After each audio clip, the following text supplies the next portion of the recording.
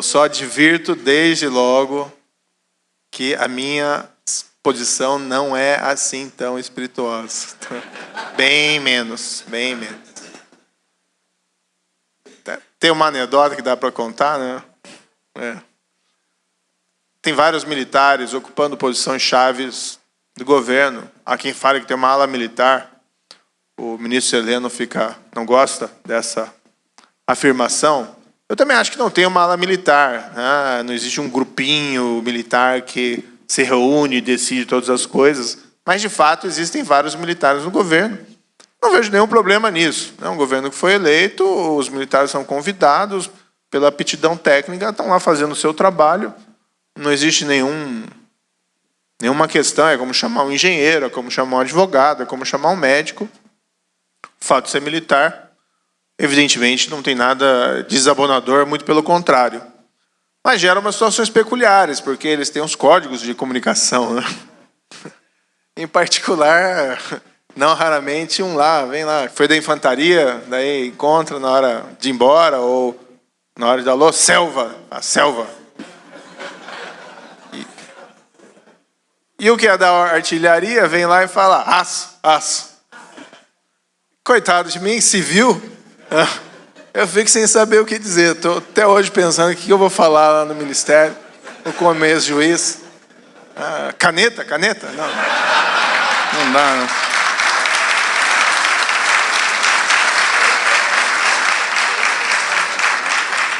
Tem que pensar numa palavra melhor, né? Enfim. Essa foi a única parte espirituosa da exposição. Vamos adiante. Olha, eu fui convidado, eu trouxe aqui alguns projetos estratégicos do Ministério da Justiça e Segurança Pública, que eu gostaria de apresentar, apenas para demonstrar algumas ideias com as quais estamos trabalhando, alguns projetos já desenvolvidos. Não é que exaustivos, são apenas alguns. Eu acho que fica interessante, mais interessante essa exposição, a nossa obrigação de prestar contas à sociedade. Antes disso, apenas umas breves reflexões. Eu fui convidado, no final das eleições, pelo senhor presidente Jair Bolsonaro, fui até ele, falei muito sinceramente com ele, presidente, a minha pauta é essa, eu acho que nós temos que avançar e consolidar o que nós fizemos em matéria de anticorrupção nos últimos 5 anos. Acho que essa é uma pauta importante. Sempre que nós trabalhamos nesse período todo, sempre havia aquela sombra de retrocesso, né? E eu entendia que era necessário, vamos dizer assim, que o governo federal assumisse essa responsabilidade. Porque se nós formos olhar o que aconteceu nos últimos 5 anos, o que nós vemos basicamente que foi um trabalho da justiça criminal e as instituições que gravitam em torno dela. Polícia Federal, Ministério Público Federal, os órgãos de controle, mas as cortes de justiça, mas o enfrentamento à corrupção e à grande corrupção tem que partir da liderança. E a liderança é o executivo, é o governo federal, juntamente com o Congresso, juntamente com o Legislativo. É eles que têm a primária responsabilidade. E a minha percepção é que, apesar dos avanços dos últimos 5 anos, e poucos países fizeram o que o Brasil fez nos últimos 5 anos, pessoas poderosas foram responsabilizadas, o que não acontecia no passado, rompendo aí uma tradição de impunidade da grande corrupção. Isso gerou dificuldades, gerou até alguma instabilidade. Foi um processo doloroso, não apenas para aqueles mais diretamente envolvidos, mas para toda a sociedade. Mas eu diria que nós nos saímos bem. Mas ainda assim ficou uma tarefa incompleta. Muito pelo fato de que o governo federal adotava um discurso fácil. Não, essa responsabilidade é da justiça, nós não vamos interferir. Claro que não deve interferir. Se interferir é a obstrução da justiça, está cometendo um crime. Mas o papel do governo federal tem que ir além disso. Tem que ser uma liderança. Mas a corrupção não é o único problema. Também falei ao presidente, nós temos um problema sério, dizendo aí o óbvio presente, algo que ele evidentemente já sabia, com as organizações criminosas brasileiras ficando cada vez mais poderosas, né? Com todo respeito a alguns países como o México, que tem organizações criminosas mais poderosas do que as nossas, não estamos, acho que, no mesmo nível, né? Mas nós corremos o risco de chegar, se nós não adotarmos uma política firme contra essas organizações criminosas. Não existe uma paz criminosa propriamente dito. O que existe nesses casos é apenas um paulatino fortalecimento dessas organizações, e o Estado vai ter que enfrentar um problema muito mais sério adiante se não lidar com essas organizações. Por outro lado, o problema, também, senhor presidente, da criminalidade violenta. Nós temos índices que nos envergonham. O Brasil é um dos países mais violentos do mundo. Tivemos um ápice de homicídios e feminicídios de mais de 60 mil no ano 2016. Houve alguma queda desde então. Até o ano passado nada assim tão expressivo. Mas são índices que nos envergonham. Eu tive agora, essa semana, em Portugal, e até na minha exposição fui fazer um comparativo, pegando esses dados de 2016, porque foi o nosso pico. Portugal, em 2016, teve 76 homicídios no ano inteiro, para uma população de 10 milhões, né, de habitantes. Claro que a nossa população é muito maior, mas ainda assim há uma desproporcionalidade gritante. Até falei na ocasião, o nosso sonho é, em matéria de segurança pública, se tornar um gigante Portugal, né, no futuro. O bacalhau também é bom, né? Podemos ter um bom bacalhau. Então, levei ao presidente, o foco tem que ser esse, né? Corrupção, crime organizado, criminalidade violenta, até porque esses problemas estão relacionados. E o presidente concordou, absolutamente. Também é a pauta do presidente, isso muito claro durante o período eleitoral. E essa é a pauta principal do Ministério da Justiça e da Segurança Pública. Nós tomamos uma série de medidas quando assumimos essa linha.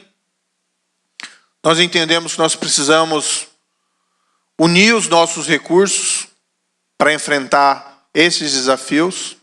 Uma das medidas que nós criamos foi, por exemplo, estruturar dentro do Ministério uma Secretaria de Operações Integradas, que a gente está chamando de CEOP, para fazer uma ponte entre Polícia Federal ou Polícia Rodoviária Federal e as polícias estaduais, Polícia Militar e Polícia Civil principalmente, e eventualmente até guardas municipais em operações de segurança mais ostensiva. Nós criamos lá uma diretoria de inteligência prisional. Nós sabemos que várias das nossas organizações criminosas estão sediadas em presídios. Esse é um ponto positivo, nós sabemos onde elas se encontram. Precisamos retomar o controle sobre os presídios para poder vencer o desafio do crime organizado. E é até interessante, porque dentro do Ministério nós temos uma força de intervenção penitenciária que havia sido criada até no governo anterior, mas nós ampliamos. E nós temos observado que, para onde nós mandamos essa força de intervenção penitenciária, as taxas de criminalidade têm reduzido abruptamente. A ilustrar que muito tem partido realmente de dentro desses presídios. Nós apresentamos o projeto de lei anticrime. Tá? Eu tinha duas exposições para apresentar aqui, o do projeto de lei anticrime e esse dos projetos estratégicos. Acabei optando pelo tempo pelos projetos estratégicos. O projeto de lei anticrime tem medidas pontuais e muito simples para o enfrentamento desses três problemas: corrupção, crime organizado e crime violento. Não é ele que vai resolver esses problemas, mas as mudanças legislativas dá à justiça e à segurança pública melhores instrumentos para enfrentar essas dificuldades, sim, pode fazer diferença.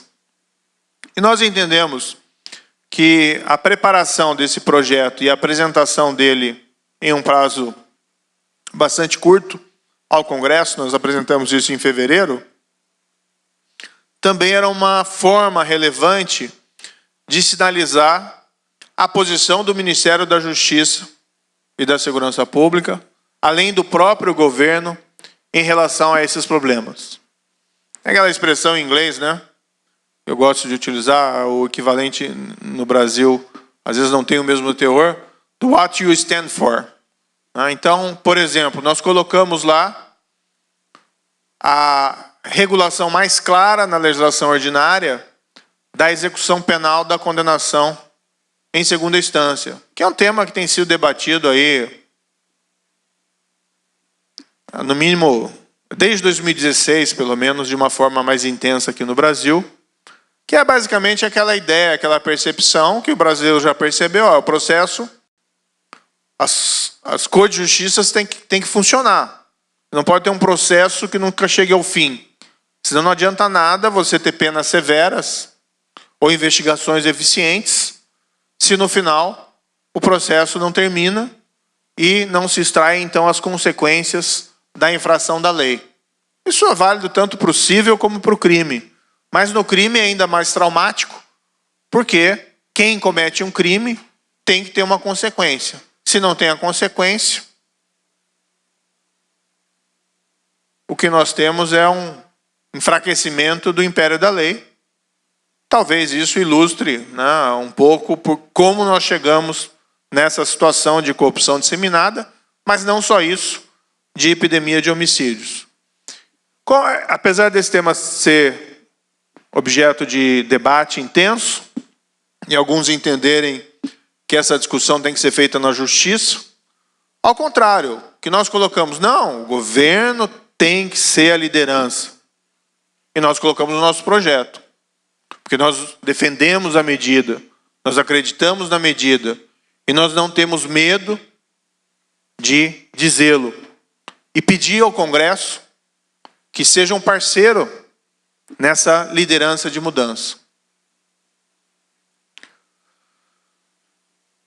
Daí que, além, na minha opinião, dos valores intrínsecos constantes ali no projeto, das medidas propostas, e são várias, não são só essas, aumenta, por exemplo, a eficiência de investigação, de mecanismos de investigação, endurece em relação à criminalidade organizada, trata desses pontos de estrangulamento do processo. Além da importância dessas medidas, existe esse valor intrínseco. O valor intrínseco de mostrar o que o governo defende. Nós temos ciência, né, e às vezes nós recebemos algumas críticas injustas nesse sentido, que o problema da criminalidade no Brasil não é só um problema de segurança pública, no sentido de que não é apenas uma questão de repressão, e que, igualmente, nem é só prevenção em matéria policial. É também necessário coordenar políticas de segurança pública com políticas de outra natureza. Políticas sociais, políticas de resgate do vigor da nossa economia, no nível macro, mas também pensar no nível micro acerca de oportunidades econômicas em locais de elevada incidência de violência, em políticas urbanísticas, na restauração de ambientes degradados. Isso faz uma grande diferença. Né? Nós temos muita ciência de que só política de segurança não é suficiente. Entretanto, não podemos cair no erro oposto, e a meu ver essa é uma das razões que nós chegamos nesse grau de deterioração, que a política de segurança também não tem importância.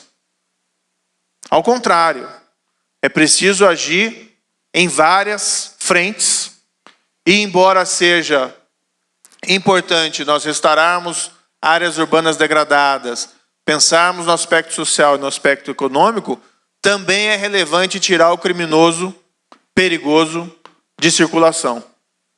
Seja um criminoso violento, seja um criminoso que tenha adotado essa postura de ladrão sistemático do erário. Então nós acreditamos que sim, a punição tem um papel importante. Quando se fala em qualquer estudo, por exemplo, sobre o crime de corrupção, usualmente é lembrado lá do economista Gary Becker, que fala que é, no fundo, um cálculo entre o risco e o benefício. E nós temos que aumentar o risco, além de trabalhar em outras frentes, de reduzir oportunidades para a prática, não só da corrupção, mas desses crimes. Mas o aspecto da punição é igualmente relevante. Nós não podemos menosprezar a importância da mensagem de que o violador da lei, e em especial aquele que viola gravemente a lei, cometendo um crime de homicídio, ingressando numa organização criminosa ou desviando recursos públicos, tem sim que sofrer punições. É essa a filosofia que orienta os trabalhos lá do Ministério da Justiça e da Segurança Pública. Gostaria de apresentar alguns projetos aqui, lembrando que eles não são exaustivos. Tá?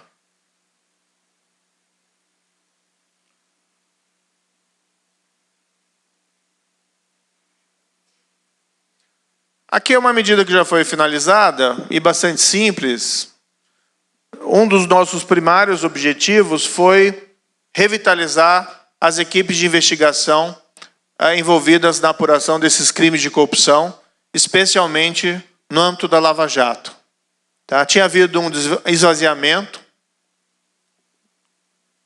em questão de recursos humanos e recursos financeiros das equipes de investigação. Diga-se que, em parte, decorrentes de uma dificuldade de quadro da própria Polícia Federal. A Polícia Federal tem sofrido uma redução significativa dos seus quadros nos últimos anos, pela falta de concursos suficientes para repor o quadro policial. Nós estamos agora com um concurso em andamento e com a perspectiva de chamarmos muito mais do que os inicialmente previstos para esse concurso. Mas, ainda assim, mesmo considerando os quadros existentes, nós atuamos para colocar mais policiais nessa área estratégica de investigação da Lava Jato e de corrupção. E aí nós temos aqui alguns números específicos. Além disso, nós também agimos para premiar o bom policial. O que isso é relevante? O policial tem que saber, seja o investigador, seja o agente, o escrivão, o perito ou o delegado, que se ele fazer bem o seu trabalho, ele não vai ser punido, ele não vai ser perseguido nessa área de crimes contra a gestão pública. Então nós pegamos algumas pessoas que até tinham sido escanteadas por conta de alguma insatisfação por terem feito o seu trabalho, e nós colocamos em posições mais relevantes dentro aí dessas equipes de investigação. Tinha um delegado em particular que tinha atuado muito bem num inquérito envolvendo investigação de supostos crimes de corrupção e suborno na área de portos, que havia sido um pouco escanteado, e nós colocamos ele numa posição de chefia dentro aí dos inquéritos especiais conduzidos em Brasília. Isso é importante, porque isso manda uma mensagem. Isso vale também para a polícia em geral, né? Tem que se premiar o bom policial, ainda que eventualmente nós não possamos fazê-lo com as gratificações financeiras que eles mereceriam, pelo menos então nós temos que tratá-los com a devida honra e mérito, e não o contrário.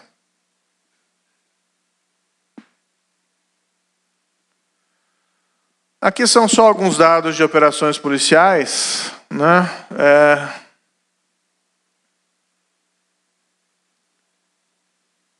Mais significativas, tanto da Polícia Federal como da Polícia Rodoviária Federal. A operação, na verdade, que na minha opinião, mais relevante, os dados aqui são bons, né? Um crescimento de apreensão de drogas, principalmente, cigarros, armas, pela Polícia Rodoviária e Polícia Federal. Mas a operação talvez mais significativa tenha sido o deslocamento e isolamento dos líderes da maior organização criminosa brasileira. Foi uma operação feita em coordenação com o governo federal e o governo do estado de São Paulo. Não é? Transferimos lá 22 líderes para presídios federais. Por que isso importa? Porque os presídios federais nós não temos histórico de rebelião, fuga, celular, e nós também mudamos o regime de visitas. Através dessa mudança, nós conseguimos controlar melhores as comunicações dessas lideranças com o mundo externo. Havia um certo receio de que isso resultasse em alguma espécie de retaliação. Em princípio, não houve.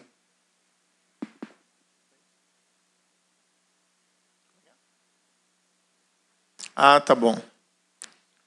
Isso são aquelas coisas, né, do cara que não entende nada de tecnologia. Ele aponta para cá, tem que mandar para lá. A tela está aqui, né?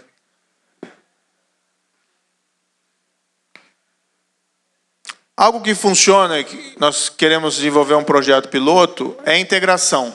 Não é? Foi um pouco a experiência trágica dos Estados Unidos após o 11 de setembro. Após o 11 de setembro, houve uma série de investigações e, bem, o que aconteceu? Como que nós não descobrimos que isso ia acontecer? Como nós não prevenimos? E você tinha lá o FBI com um fragmento de informação, o Control Border Patrol com outros fragmentos de informação, a CIA com outras. Se essas provas tivessem sido reunidas, eventualmente aquilo poderia ter sido evitado. Em um outro contexto, nós precisamos integrar inteligência e operações entre as nossas polícias. Mas não só entre as nossas polícias, entre agências encarregadas de alguma maneira para a aplicação da lei. Tá? Como se faz isso? O próprio Estados Unidos, depois desse diagnóstico, começou paulatinamente, a partir principalmente de 2004, 2005, a criar aquilo que eles chamam lá mais ou menos de Fusion Center, que é um escritório integrado em que eles reúnem representantes das diversas agências policiais trabalhando de uma forma permanente e com objetivos definidos. Então, por exemplo, existe um Fusion Center em El Paso com a tarefa de realizar a aplicação da lei, investigação e operações no âmbito de crimes de fronteira. Existe um Fusion Center em Nova York, que reúne uma série de órgãos destinados exclusivamente à investigação e prevenção do terrorismo. O que nós queremos fazer é criar um desse, como um projeto piloto, como um instrumento de maior controle das nossas fronteiras. O plano está em andamento, nós queremos colocar esse plano, esse projeto no chão já até o final desse ano, com o primeiro deles sendo nessa área estratégica de Foz do Iguaçu, pelo envolvimento ali da Tríplice Fronteira. Sendo o projeto bem sucedido, um projeto piloto, nós expandimos essa experiência para outras searas. Nós já temos algo, não é? Mas assim, não com tanta estruturação como queremos fazer nesse projeto piloto, com os centros entregados de inteligência de segurança pública. Esse já era um projeto do governo anterior, que inaugurou um centro em Fortaleza. Nós vamos inaugurar um outro agora. É um centro por região. Então foi criado um na região Nordeste. Vamos instalar um na região Sul, em Curitiba, cujo local já havia sido definido previamente ao atual governo, em abril de 2019. E estamos trabalhando para que inauguremos um outro na região Norte até 31/12/2019. E para o próximo ano, completar nas demais regiões. Aqui são projetos da Polícia Rodoviária Federal, de expansão de programas de Alerta Brasil e Sistema Integrado de Informações, que a ideia é expandir pontos de monitoramento de câmeras no âmbito das rodovias federais.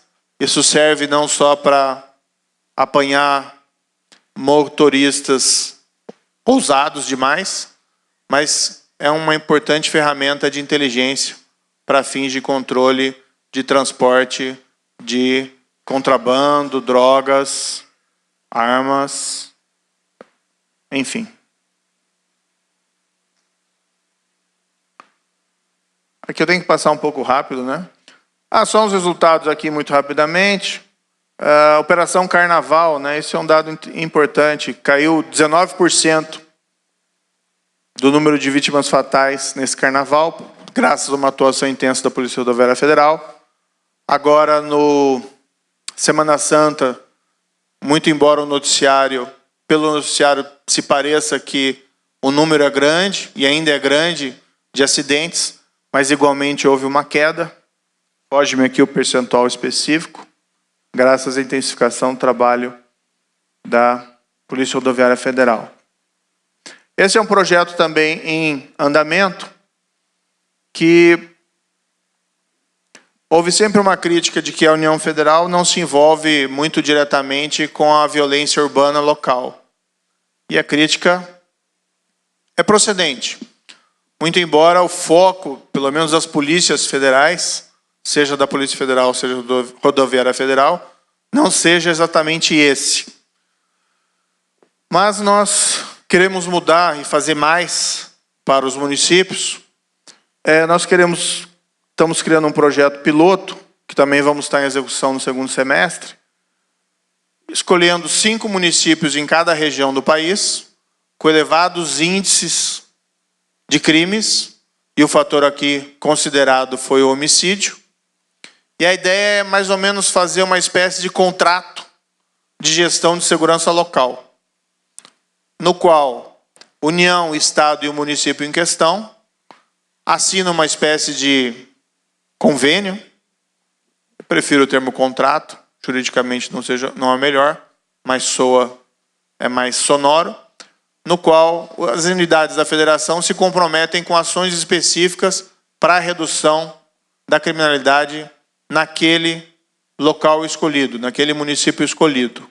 A União Federal entra nesse aspecto com a expertise da Polícia Federal, para principalmente desmantelar gangues locais nessas regiões urbanas. A Polícia Rodoviária Federal atua mais aí numa parte ostensiva, igualmente com inteligência. Coordenamos com ações da polícias militares e polícias estaduais, e igualmente com as guardas municipais. Mas nós queremos colocar também aí outras políticas de natureza não necessariamente relacionadas com segurança pública, mas direcionados ao problema da criminalidade violenta. É que, no fundo, embora a criminalidade no Brasil seja elevada, ela é muitas vezes territorialmente concentrada em determinados municípios. E mesmo nesses municípios, ela é territorialmente centrada em determinados bairros. Então a ideia é convergir políticas de segurança pública dos entes da federação com políticas de outra natureza.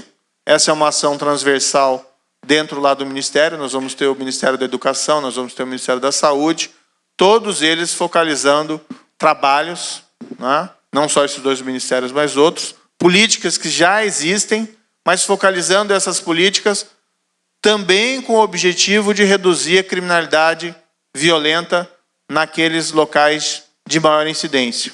Ou seja, já existem as políticas, mas elas são atuadas com critérios diversos e muitas vezes de maneira dispersa. Bem, se a política social faz diferença, então vamos focalizá-la naqueles municípios mais violentos, né? Porque constituem um fator de redução dessa mesma criminalidade violenta, e esse é um critério que pode ser racionalmente justificado de direcionamento das políticas públicas. Afinal de contas, vidas contam mais do que tudo.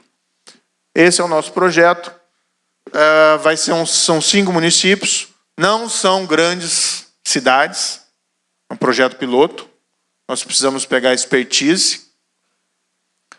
E o plano é que depois isso seja estendido para outros municípios, outras regiões, e nós vamos incrementando o nosso nível de dificuldade.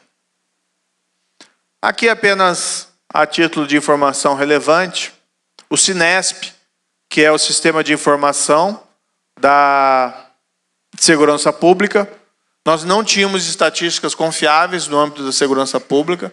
Nós contávamos com estatísticas de entidades como o Fórum Nacional de Segurança Pública, que tudo bem, faz um trabalho relevante, mas era uma vergonha nós não termos estatísticas oficiais. E um trabalho que nós apenas demos continuidade, que era um trabalho de governos anteriores, completamos o Sinesp em 15/3/2019. Hoje nós temos, inclusive, um link com dados confiáveis, vindo pelo menos dados oficiais dos estados, com base em boletins de ocorrência sobre índices de criminalidade no país. Existe um delay de 3 meses, mas não é, assim, um grande problema. Questão do... Intervenções da Força Nacional de Segurança Pública. A Força Nacional tem sido muito demandada, não é? Apenas aqui, de passagem, o trabalho relevantíssimo que ela fez para ajudar na solução da crise de segurança no estado do Ceará. Na primeira semana de governo, aquela semana que nós estávamos ainda arrumando as gavetas, estourou aquela crise de segurança, do dia 4, não é? E claro que os criminosos não necessariamente vão lhe dar um tempo para colocar as coisas no lugar. E fizemos uma rápida intervenção, enviamos mais de 300, na época, componentes da Força Nacional, juntamente com outras medidas, e também medidas do governo do estado do Ceará, que agiu muito bem nessa crise. Ela foi debelada em cerca de 30 dias. Essa aquela famosa, que eu já mencionei, Força Tarefa de Intervenção Penitenciária, está em Roraima, está no Ceará. Nós queremos fazer operações em outros estados. Acho que meu tempo meio que já se esgotou. Não? Algo aqui que é importante, o COAF. O COAF estava no Ministério da Fazenda. A minha opinião, ministro da Fazenda, ministro da Economia, tem tantas coisas para se preocupar. Não é? Taxa de juros, crescimento da economia, nova previdência, são todas pautas importantíssimas, enquanto que o trabalho do COAF, que é a nossa Unidade de Inteligência Financeira de Prevenção à Lavagem de Dinheiro, tem uma relação muito grande com o trabalho no âmbito da segurança pública. Todo mundo já ouviu aquela frase que o importante é fazer o crime não compensar, o que significa mandar tanto o criminoso para a prisão, mas igualmente confiscar o produto do crime. E para isso é importante nós termos mecanismos de detecção e prevenção de operações de lavagem de dinheiro. E esse é o trabalho do COAF. Nós trouxemos o COAF para o Ministério da Justiça e Economia.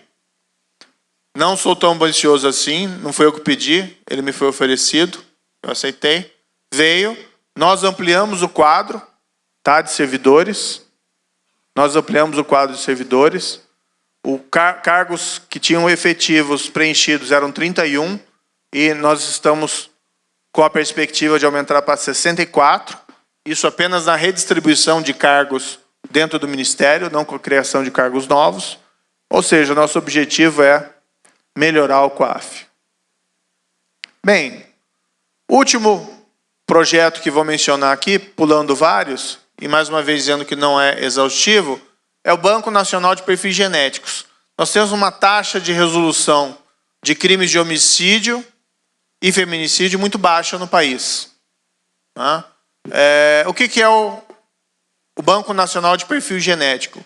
Alguém que comete um crime é condenado, se extrai o perfil genético, que é basicamente passar um cotonete na boca e enviar para o laboratório. Isso é a moderna impressão digital.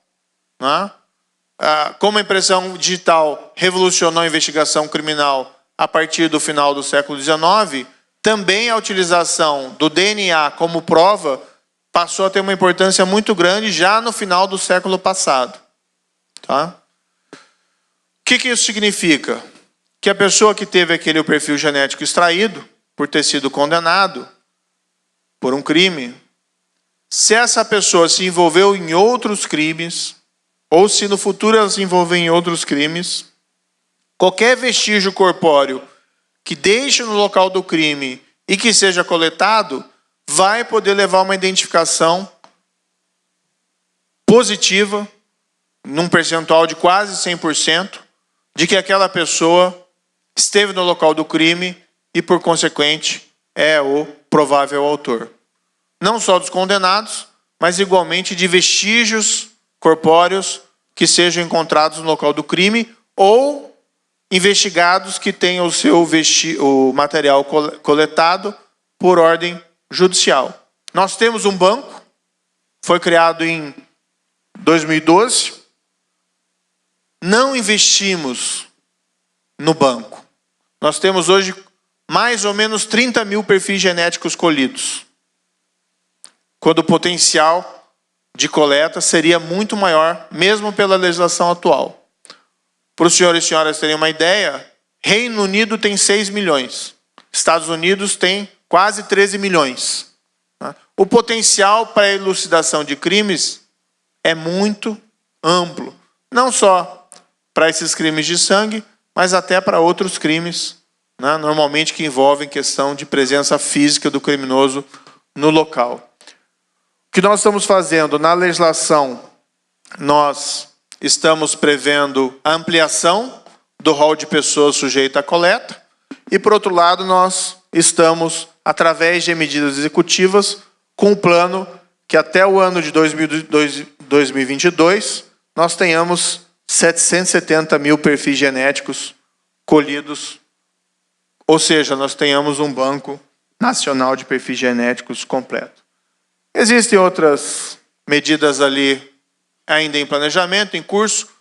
Tomo a liberdade de ter apresentado aí aos senhores e senhoras algumas das ideias e projetos em andamento do Ministério. E solicitar apoio, tem que solicitar o apoio realmente da sociedade civil para as políticas do Ministério, do Governo Federal. Eu sei que existe uma preocupação muito intensa, principalmente do setor privado, empresários e empresárias, quanto à nova Previdência, e eu compartilho essa preocupação. Não é da minha pasta, mas eu sei da importância. Então, nós precisamos ter regras mais equânimes nessa área, e igualmente existe um problema fiscal que não é possível que não seja reconhecido. Nós corremos o risco de não termos aposentadorias para os nossos filhos e netos se não reformarmos a presente. Mas essa pauta também é importante. Aqui fazendo uma aproximação numérica, são 60 mil brasileiros que ano a ano perdem as suas vidas e poderiam não ter perdido pelas deficiências da justiça e da segurança pública.